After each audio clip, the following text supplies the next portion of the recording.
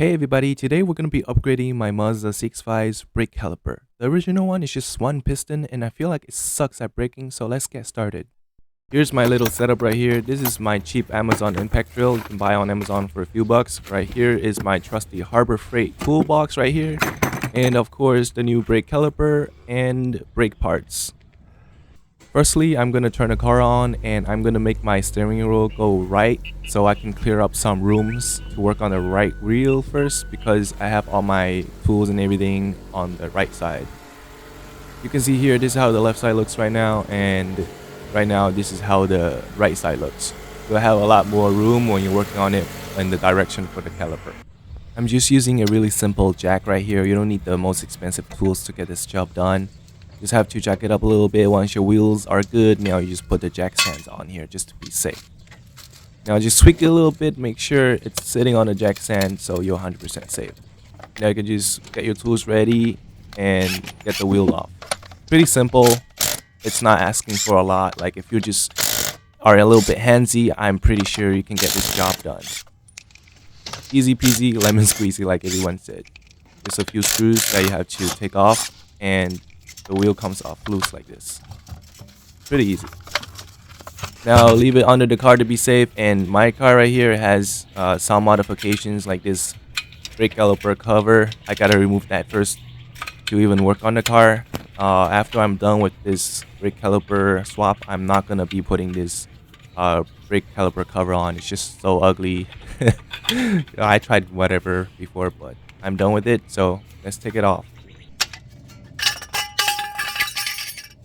Got 17.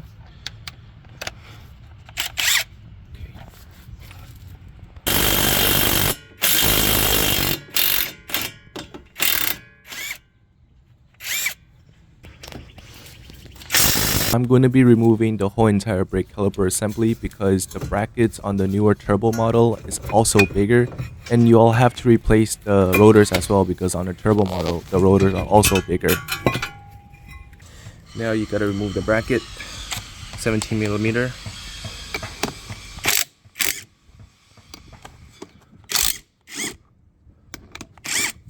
Now these pins right here, they are different size.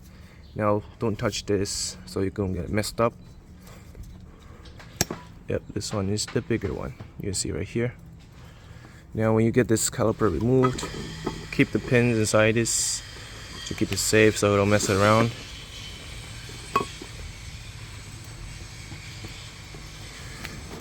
Now your brake line right here, you gotta remove this, and this is gonna be a little bit messy, but you gotta do it. And you have to grab a 12mm socket like this.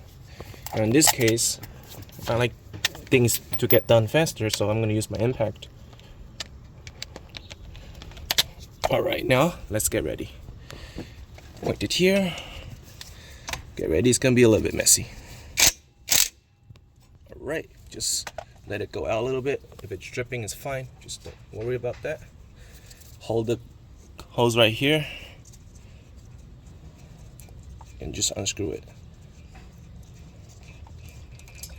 Yep, it's gonna be dripping really quick.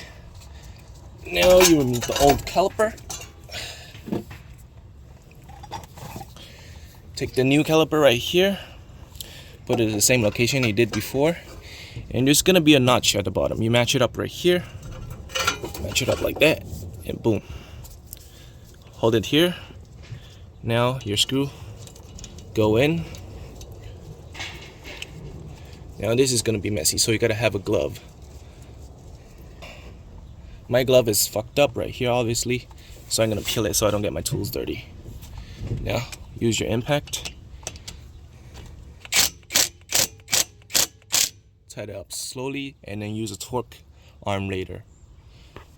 Now take a brake clean and clean off all the brake fluid on your hub so it doesn't cause any problem. Right here you can spray a little bit as well.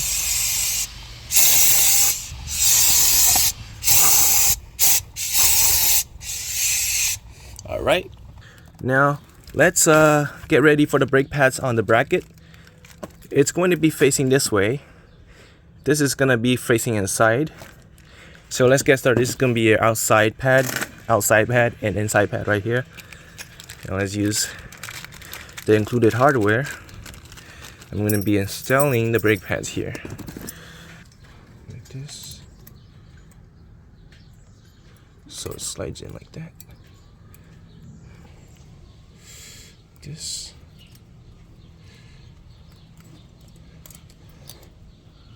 Okay.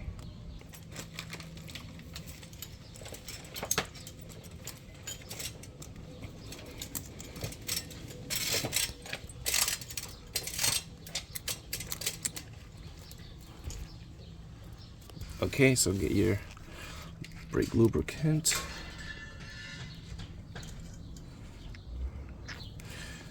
Now, right here in the guide pin sliding, put it here.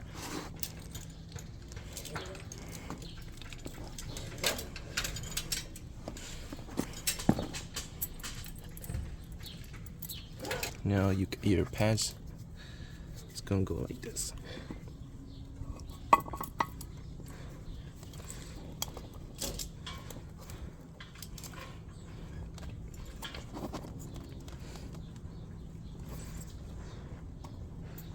Okay.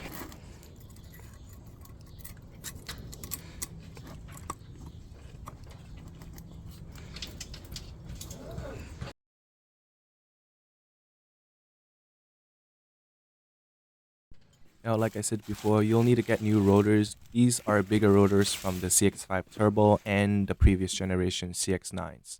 Now, I'd like to take some brake clean and clean off all the excess oil on the surface on the first side and of course on the rear side. Just a gentle cleaning will be good.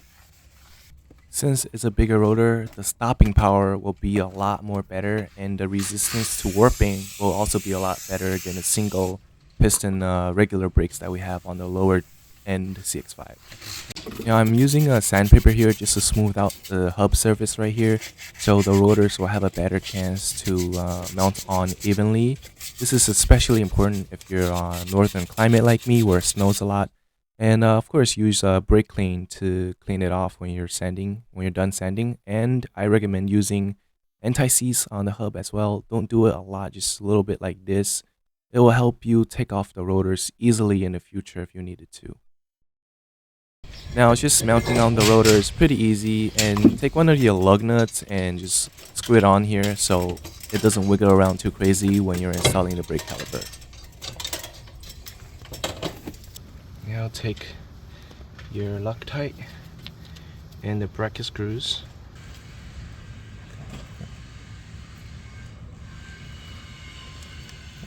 Now let's just put the bracket on the assembly. It's pretty easy. All you have to do is slide it across the rotor like this and match up the screw holes on the back.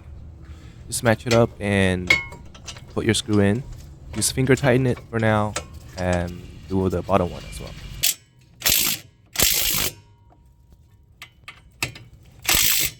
Take your guide pins out and make sure to put it somewhere safe without a lot of dirt so it will glide in smoothly when you put it back in. Right here, just put the calipers on. Pretty easy as well. There's not a lot of friction. Just slide on really easily, and also line it up and basically put the guide pin in. As simple as that.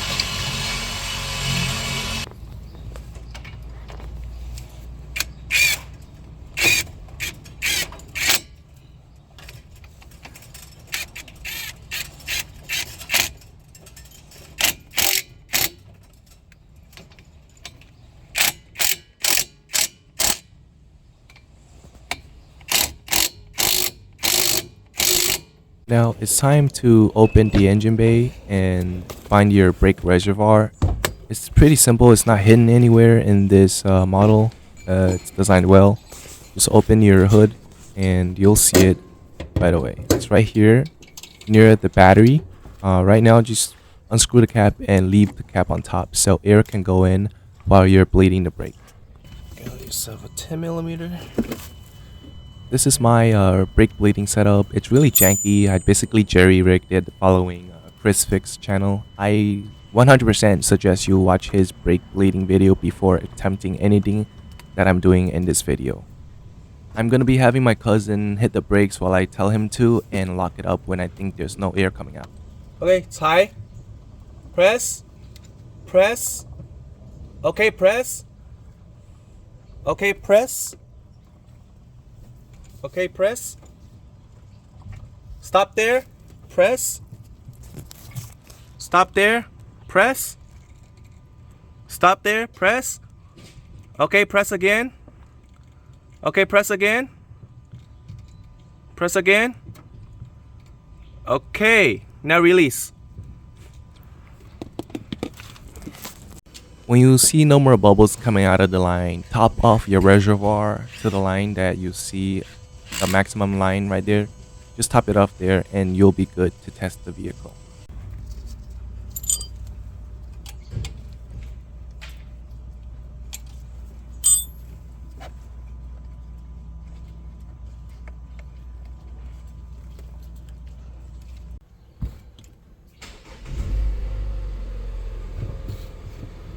X-band, K-band, Ka-band.